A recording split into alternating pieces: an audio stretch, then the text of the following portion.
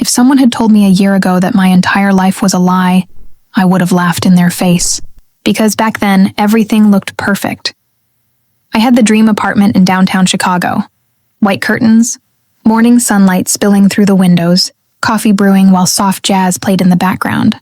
I had a man who held my hand like he'd never let go, who looked into my eyes like I was the only woman alive. His name was Daniel Carter, and I thought he was my forever. But forever can be fragile. And sometimes love can be the prettiest disguise for betrayal. Even now, when I think back to those early days, his soft words, his promises, I can't help but wonder, how long had he been lying to me? When did the pretending start? I met Daniel at a charity gala 3 years ago. He worked in finance, sharp suit, disarming smile. We clicked instantly. Within weeks, he was sending me flowers at work. Within months, he was staying at my apartment. Everyone loved him. My colleagues, my friends, even my mother. He had this charm that made people drop their guard. And I dropped mine completely. We built routines together. Sunday pancakes, Friday movie nights, random road trips whenever life felt too quiet. He'd always tell me, "Maggie, you make me want to be a better man." Back then, those words melted me. Now they burn. At work, I was doing great too.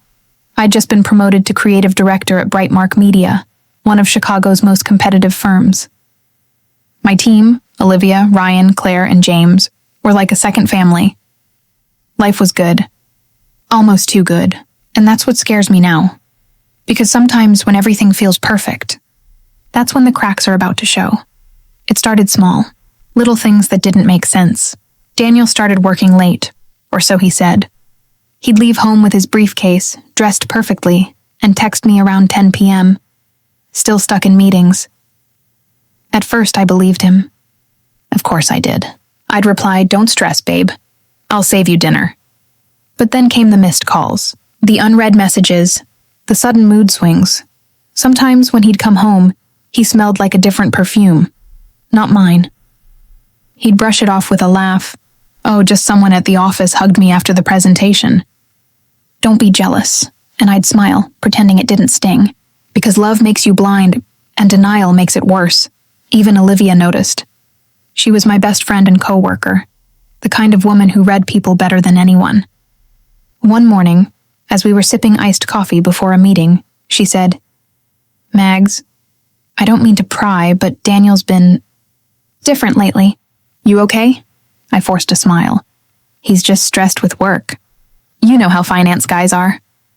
She didn't look convinced. A few weeks later, everything changed. It was a Thursday evening. Daniel had claimed he was flying to Boston for a client meeting. I wished him luck, kissed him goodbye, and went to bed early. But something kept me awake that night. A strange uneasiness, like my instincts were trying to scream while my heart stayed silent. The next morning, as I got ready for work, his tablet buzzed on the nightstand. He'd forgotten it. The screen lit up with a message, just a preview. It said, "Can't wait to see you again. Last night was amazing." My heart dropped. My hands trembled. I wanted to believe it was a mistake, that maybe it was a coworker joking. But the tone, the heart emoji, it told a different story. For a moment, I just stood there, frozen. I didn't open the message. I couldn't.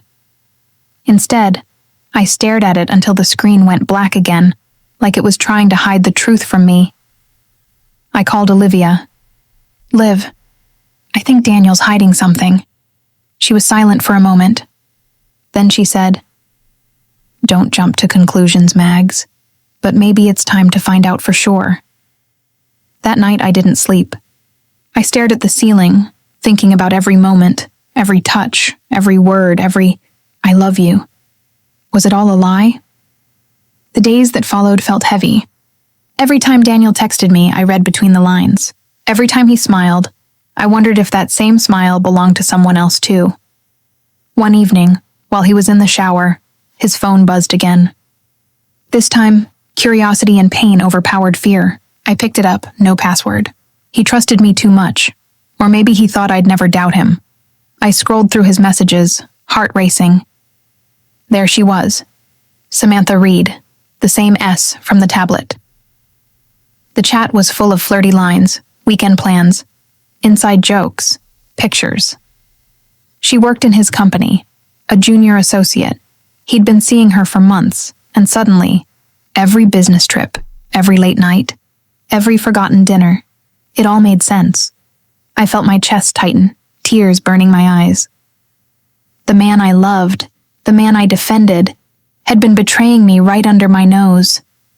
When he stepped out of the shower, towel around his waist, smiling like nothing had happened, I could barely look at him. "You okay, babe? You look pale." "Yeah," I whispered, forcing a smile. "Just tired." Inside I was breaking, but something inside me also woke up that night. Something fierce, something determined. Because now I knew the truth.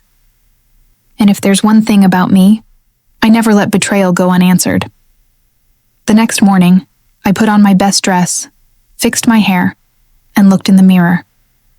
My reflection stared back at me. Calm, composed, dangerous. Daniel still thought I didn't know. He still texted me from work like everything was fine. He still called me his everything. But inside, my heart whispered, "You'll regret every lie you told me." I wasn't going to cry anymore.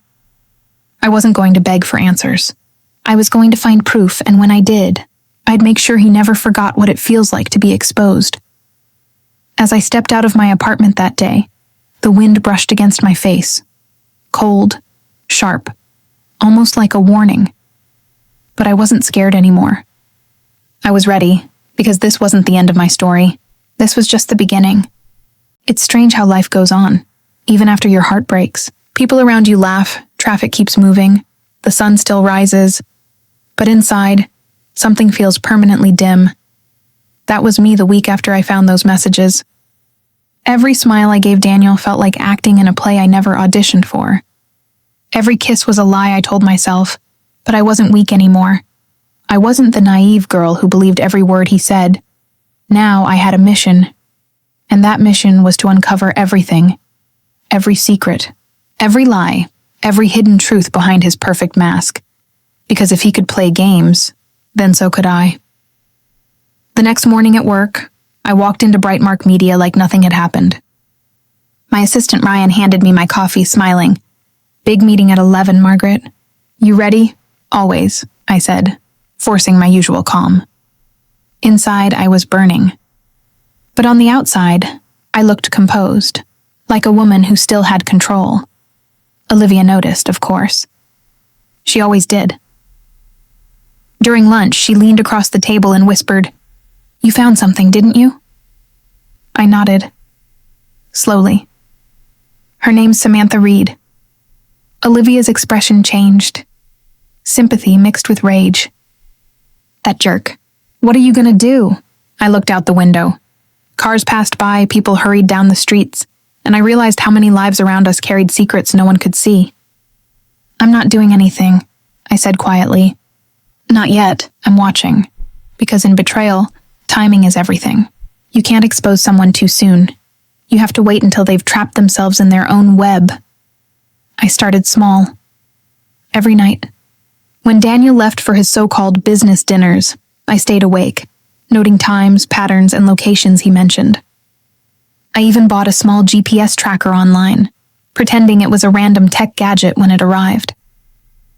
The next morning, I attached it discreetly under his car. I told myself it wasn't revenge. It was truth. 2 days later, the tracker app on my phone pinged. It showed his car parked not near his office, but near a small restaurant in the suburbs, the Ivy Rose Cafe. At that exact time, he'd texted me, "Still stuck at work, love you." My chest tightened. He was lying again. I needed proof, so I drove there. I parked across the street, heart pounding. Through the cafe window, I saw him, Daniel laughing, holding Samantha's hand. He looked so relaxed, so genuine, like the man I fell for, but not with me. My hands shook as I filmed them through the window. A short clip, but enough to shatter everything. I didn't confront him. Not yet. I drove back home in silence, feeling the weight of betrayal sit beside me in the passenger seat. That night, he came home cheerful, humming like a man who'd just lived a perfect evening. "You okay, babe?" "Yeah," I said. "Just tired from work." He kissed my forehead and went to sleep. And I lay awake, staring at him, realizing how terrifyingly easy it is to live beside a stranger. Over the next week, I learned more than I ever wanted to. He wasn't just cheating. He was planning a future with her. Texts about moving in together, photos of apartments, late-night messages that said, "You're the one." I wanted to scream, to throw the phone, to tell him I knew. But no, that wasn't me anymore. Instead, I started collecting everything: screenshots, call logs, timestamps. I even befriended one of Samantha's coworkers through LinkedIn, pretending to be a recruiter. That's when I found something darker. Daniel wasn't just betraying me emotionally.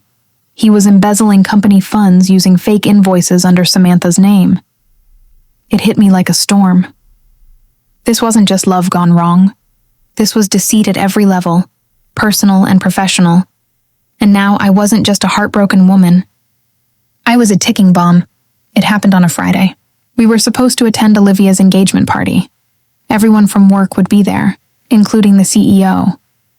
I dressed up in a crimson gown, the same color Daniel said he loved on me. When I walked out of the room, his eyes sparkled, unaware of the storm brewing behind mine. "You look stunning, Maggie." "Thank you," I said, smiling softly. "You too." At the party, everything looked beautiful. Champagne, lights, laughter. But all I could think of was the file on my phone. All the evidence that could destroy his perfect reputation. He moved through the crowd confidently, greeting people like the man everyone admired. Samantha was there too, of course, pretending to be just another guest. Our eyes met once. Hers widened. She looked terrified. Good. That night, as Daniel toasted Olivia and her fiancé, I realized something. He didn't just betray me. He fooled everyone, and suddenly I didn't feel small anymore. I felt powerful, because secrets lose their power the moment someone else knows them, and I knew everything. When we got home, Daniel went straight to bed. I stayed in the living room, the city lights flickering outside. I opened my laptop, transferred every piece of evidence I had, messages, videos, bank records, into a single folder. Then I typed one word on it: truth. I didn't know exactly how or when I'd expose him, but I knew it would happen in front of everyone who ever believed his lies. The world saw him as charming, successful, trustworthy. But soon, they'd see what I saw: the darkness behind the smile. I closed the laptop, leaned back and whispered to myself, game on.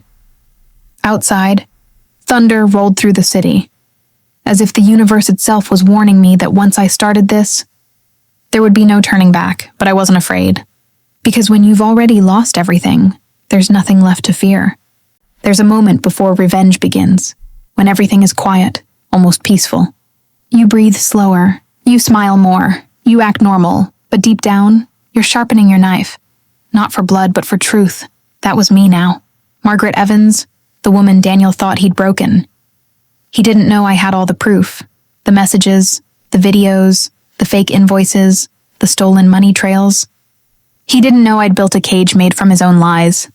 And soon, I was going to close it. But revenge isn't just about exposing someone. It's about doing it in a way they'll never forget. So I waited. I planned. And I smiled, even when my heart still ached, because the best revenge stories start with silence. Monday morning came like any other. Daniel left early, briefcase in hand, pretending to head for work. Once he was gone, I opened my laptop and connected with Olivia. "You sure about this, Mags?" she asked through the video call. "Once you start, there's no going back." "He took 3 years of my life," I said quietly. "I'm just taking back my truth." Olivia was more than a friend now. She was my ally. She had access to Brightmark's internal records, and with her help, I began piecing together Daniel's transactions with Reed & Co., the fake company he used to launder funds. We discovered he'd stolen over $180,000 in client money. That was enough to destroy his career and his image.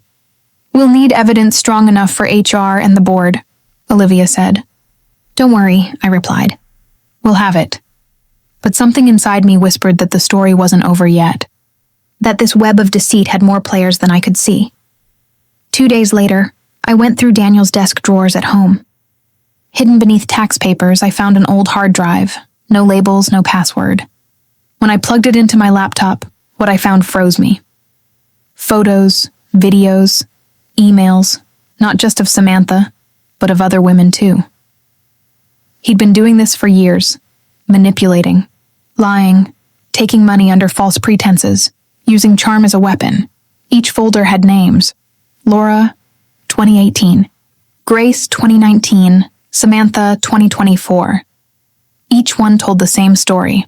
Love, trust, betrayal, and silence. He was a pattern, a professional liar. I realized I wasn't his first victim, but I could be his last. That night, I sat in the dark, looking at his photos, feeling a mix of disgust and power. You chose the wrong woman this time, Daniel, I whispered. And then, something unexpected happened. I got an anonymous email. Subject: You're not the only one watching him. No sender. No signature. Just a line of text. Be careful, Margaret. He's more dangerous than you think. I stared at the screen, my pulse racing. Someone else was tracking Daniel too. But who? The next morning, I decided to move faster. I couldn't risk losing control. Olivia helped me set up a dummy email account, one that looked like Samantha's. Using it, I scheduled a meeting request to Daniel's company, addressed to HR and the board. Attached was a confidential file containing all the forged invoices, with a note: internal audit request, suspicious financial activity linked to employee Daniel Carter. It was risky, but if it worked, Daniel would walk right into his own downfall. Then, I created a second part of the plan: the exposure. Brightmark Media was hosting its annual corporate gala that Friday, a high-profile event with investors, clients, and staff from across the country. Daniel was invited as a guest of honor for his financial consulting. That's when I'd make it public. That's when everyone would see who he truly was. I reached out to the anonymous email sender, replying, "Who are you?" No response. Just 2 words came back later that night. Be ready. The day of the gala arrived. The hotel ballroom glowed under golden chandeliers. Laughter filled the air, and Daniel, my betrayer, looked like the king of the evening. Samantha was there too, pretending nothing was wrong. I watched them from across the room, heart steady, eyes cold. Olivia stood beside me, holding her phone. "Everything ready?" she whispered. "Yeah. Once the presentation starts, we go live." As the event began, the giant LED screen behind the stage played company highlights, success stories, client testimonials, achievements. Then came the financial excellence segment, Daniel's section. He took the stage, smiling confidently. "It's been an honor to serve this company," he began, voice full of charm. "Integrity and transparency have always been my guiding values." And that's when Olivia hit play. The screen glitched for a moment, then the slideshow changed. One by one, images appeared, screenshots of his fake invoices, secret emails, messages with Samantha, and finally, a short video of him confessing his relationship. The crowd gasped. Whispers turned into chaos. Daniel froze. What? What is this?" he stammered. "This isn't me. Someone hacked," but it was too late. His lies were right there, glowing 10 feet tall in front of everyone. Security moved in, HR members rushed forward, and I stood there, calm, watching his empire crumble. Our eyes met across the hall. For the first time, I saw fear in his. That night, after everything exploded, Daniel was suspended pending investigation. Samantha resigned immediately. The company launched a full internal audit. And me, I should have felt free. But something didn't feel right. When I got home, my apartment door was slightly open. Inside, everything looked untouched, except for my desk. On it was a small USB drive and a note. "You exposed him. Good. But you still don't know who's really pulling the strings." My blood ran cold. Someone else was involved. Someone even deeper in the game. I plugged in the USB. It contained a single video, grainy security footage of Daniel talking to someone in a dark parking lot. The face was hard to see, but familiar. It was Ryan, my assistant. My friend. He'd been working with Daniel the whole time, and just like that, my war wasn't over. It had only shifted to a new enemy. I closed the laptop and whispered, "Round 2 begins." Outside, lightning flashed through the Chicago skyline, as if the universe itself was lighting the stage for my next move.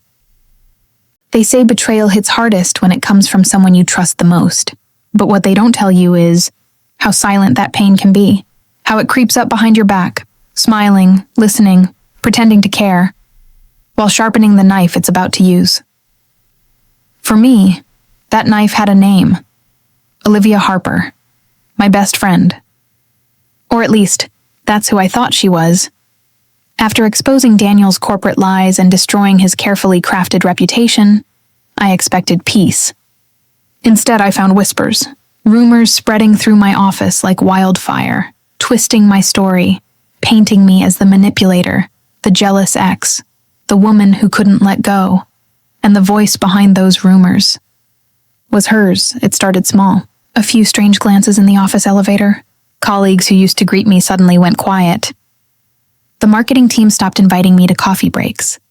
Then one morning, I overheard 2 interns talking near the water cooler. They say she hacked Daniel's emails. Yeah, Olivia told me. Apparently, she went crazy after the breakup. I froze mid-step. Olivia told them? That was impossible. She was with me through everything. She knew the truth. She saw the evidence. So why was my name suddenly the villain in every hallway conversation? That night I texted her, "Hey Liv, can we talk? I think someone's spreading rumors." She replied after 2 hours. "Yeah, sure. Tomorrow. Busy right now." Something about that short reply didn't feel right. The warmth, the concern, gone. Just cold words from someone I no longer recognized. The next day, we met at our favorite cafe, the same place where we celebrated promotions and birthdays. But this time, her eyes didn't hold joy. They held guilt, or maybe fear. "Olivia," I began carefully, "people at work, they're saying things, that I hacked Daniel's account. Did you—" Before I could finish, she cut me off. "Margaret, everyone's talking. I don't know what to believe anymore." I stared at her, shocked. "You don't know what to believe? You were there when I showed you his messages, the documents, the fake accounts. You know I didn't lie." She looked away, stirring her coffee. "Maybe you're right, but maybe you just went too far." Her words hit me harder than Daniel's betrayal ever did, because Daniel's betrayal was expected. He was a liar. But Olivia? She was family. I left the cafe without another word. The streets of New York blurred before my eyes as my chest burned with one question. Why would she turn against me? A week later, I found out why. My company hosted a major presentation, one that was supposed to be my project. I had spent months preparing it, staying up late, perfecting every detail. But when the presentation started, it wasn't me standing at the front. It was Olivia. She was smiling under the lights, confidently presenting my work, my slides, my data, my vision, to the board. And sitting in the front row, applauding her, was Daniel. My breath caught. It felt like my entire world tilted. Daniel had joined a rival firm. Olivia had transferred her loyalty, and my work, to him. Together, they were building a new campaign based on the very idea I had created, and everyone was congratulating them for it. After the meeting, I confronted her in the parking lot. "Why, Olivia?" I asked, my voice trembling. She didn't even flinch. "It's not personal, Margaret. It's business. You were too emotional. Daniel offered me a chance to grow. And honestly, you were holding me back." I laughed bitterly. "Business. You stole my project. You lied. You sided with the man who broke me." She smirked slightly. And look where it got me. Her words stabbed deeper than any betrayal before.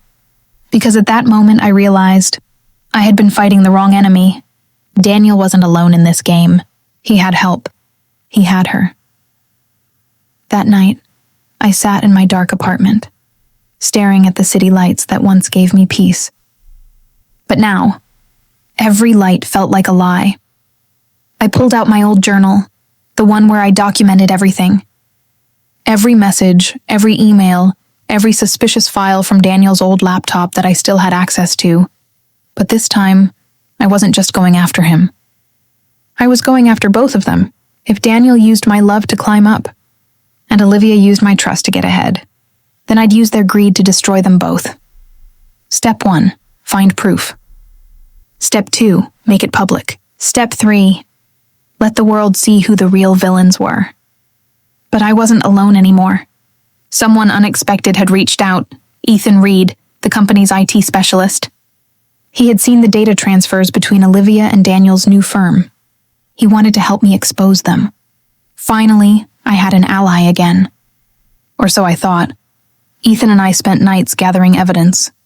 Hidden emails, file logs, screenshots, everything that could prove corporate theft and betrayal. It was thrilling, almost addictive. The closer we got to exposing them, the more I felt alive again. Then one night, I received an anonymous text.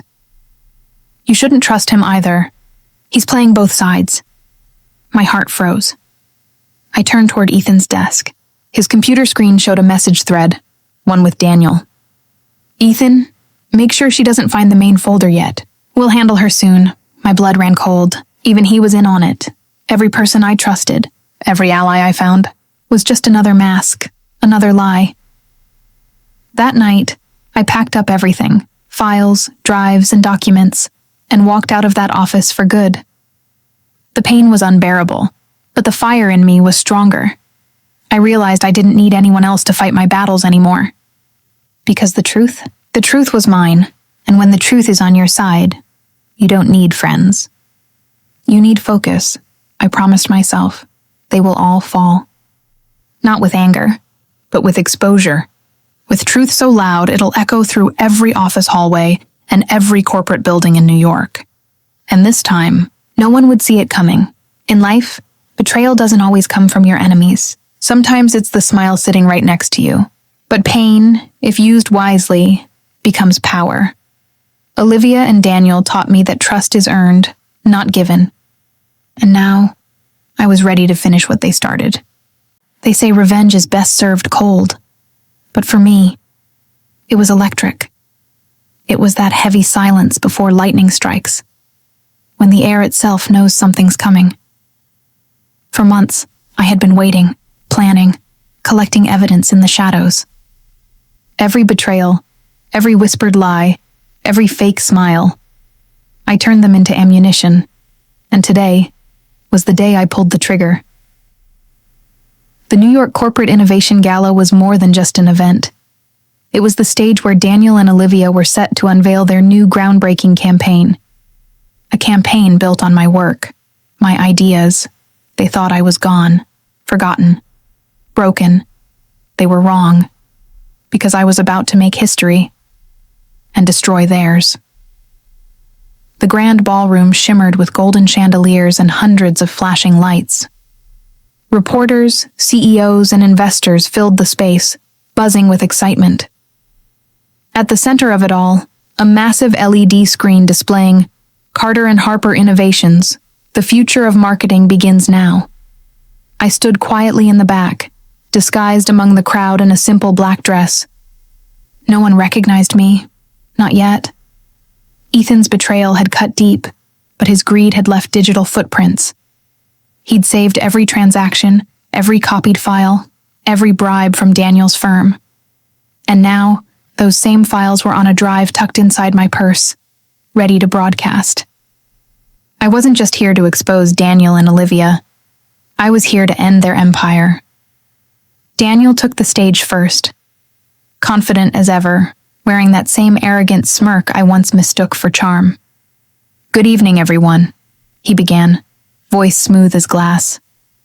"Tonight, we redefine innovation. We bring you a project that reflects integrity, creativity, and passion." Integrity. The word made me laugh under my breath. Olivia joined him on stage, beaming. "This campaign is a story of teamwork and trust. Proof that with the right people, you can achieve anything." I clenched my jaw. Yes, you can achieve anything, especially when you steal it from someone else. Then Daniel's eyes scanned the crowd and stopped. For a moment, his confident expression cracked. He saw me.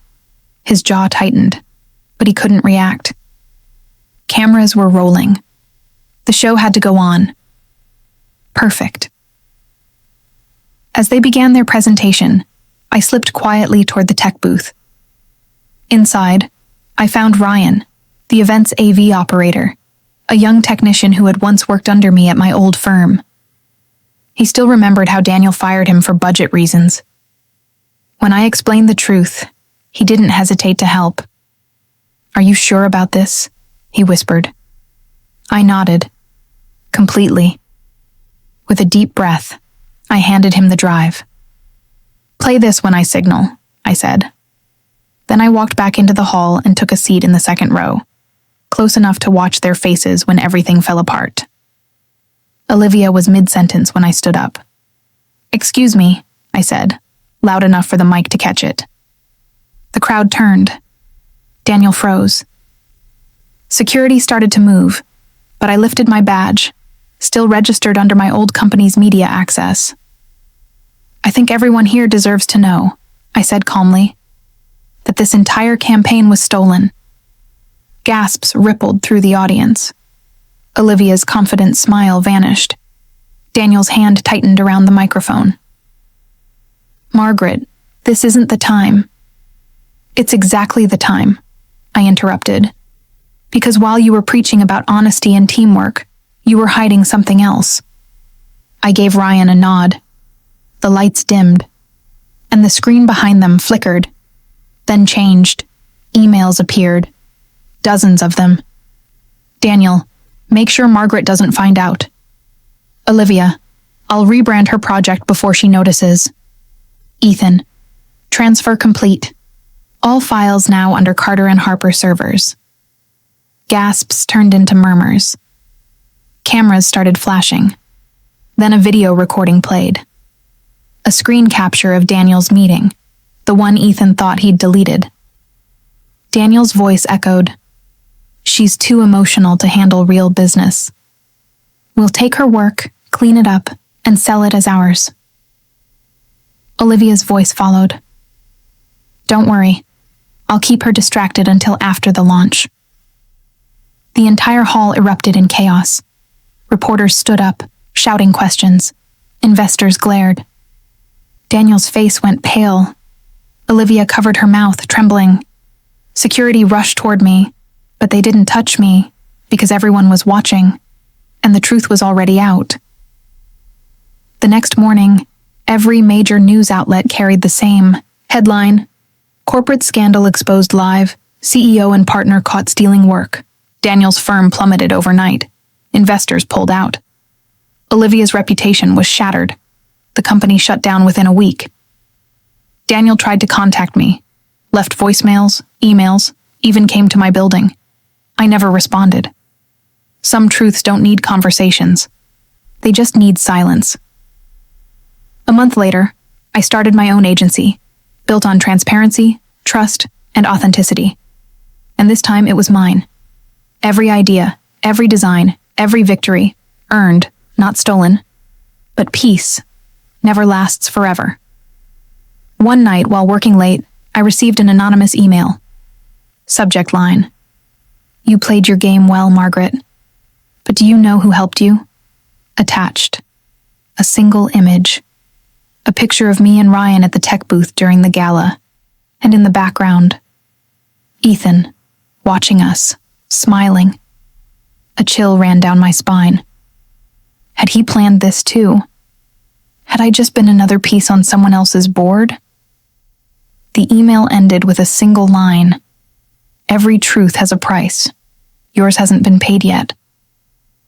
I stared at the screen, my heart pounding. Was it a threat? A warning?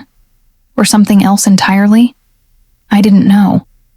But for the first time, I wasn't afraid. Because I had faced the worst already, and survived. Betrayal tried to destroy me, but it taught me something priceless. That truth doesn't need permission to be spoken. That sometimes, the only way to win is to let the world see what others tried to hide. I lost my friends, my love, my peace. But I found something stronger. Myself. The truth shook their world, but it rebuilt mine, and maybe, just maybe, that's what real justice looks like. The truth is out. Secrets have been exposed. But the story isn't over yet. Are you ready to see how far betrayal can go? Subscribe, follow, and stay tuned, because the next twist is coming, and you won't want to miss a single second of it. Step into Margaret's world, witness the uncovering of every lie, and experience the power of truth for yourself. The game has just begun, and you hold the front row seat. End of story.